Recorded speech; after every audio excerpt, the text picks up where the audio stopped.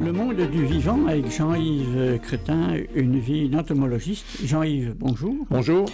La semaine passée, on a parlé d'azurés, mais vous avez encore à ajouter des azurés moins azurés. Oui, il y a en effet, juste avant qu'on parle de ceux qui sont amateurs de fourmis, il y a un petit groupe là,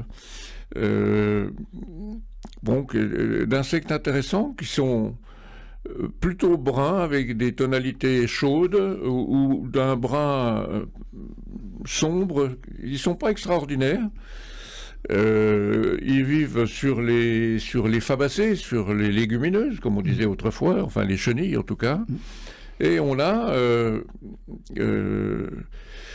quelques espèces qui sont presque dépourvues de bleu. C'est des montagnards. Il y en a un qui est commun, c'est ce qu'on appelle le collier de corail. Et puis les deux autres sont rarissimes. Ils sont même classés vulnérables dans le département du Doubs et du Jura. Et en perdition. Alors on ne sait pas toujours, étant des amateurs de plantes relativement communes, on ne sait pas toujours pourquoi ces insectes disparaissent. C'est pas par manque de nourriture. Et puis à côté de ça, on a des nouveaux venus.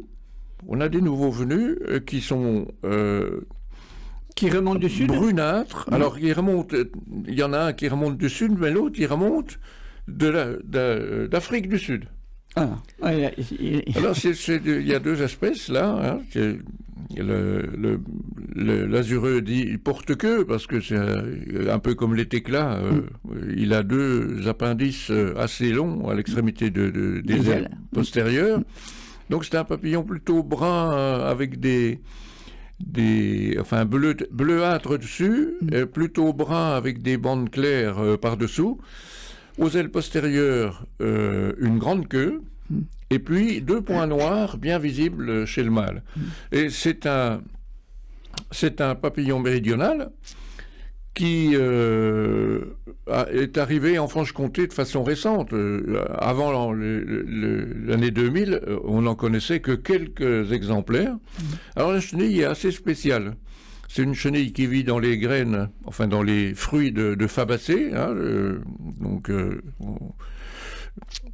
et qui ne peut finir son développement que chez le bagnaudier arborescent. Le bagnaudier, c'est un buisson avec des fruits qui ressemblent à des petites des petites citernes vertes.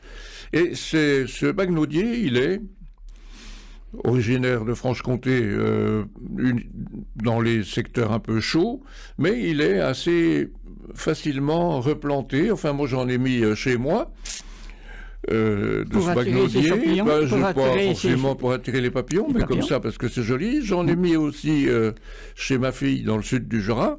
Et donc, on est dépositaire, cette fois, d'une souche locale, puisque, ayant planté du bagnaudier, les chenilles peuvent passer leur existence correctement et on peut les retrouver sur place alors que les autres sont des migrateurs. Quand on trouve des porte-queues comme ceux-là en Franche-Comté, s'il n'y a pas de magnonier, ce sont des papillons qui sont arrivés du Midi.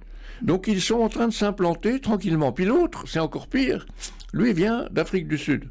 C'est un lycène très brun, avec des bandes claires. C'est très joli. Je ne peux pas vous le montrer parce qu'il n'est pas dans mon bouquin. Il a pris l'avion. Parce qu'il n'était pas encore arrivé. C'est déjà un bouquin qui a un certain âge. Il n'était encore pas arrivé en France. Alors il a pris l'avion. C'est exactement ça. Il vit dans les pélargoniums, dans les tiges de pélargonium. Le pélargonium, c'est le géranium des fleuristes. Tout le monde, sur son balcon ou sur son bord de fenêtre, des pélargoniums, ce qu'on appelle les géraniums des fleuristes. Donc la chenille vit elle est endophyte comme on dit, elle vit dans la tige. Et dans les Baléares, il y a un arrivage de ces plantes venant d'Afrique du Sud.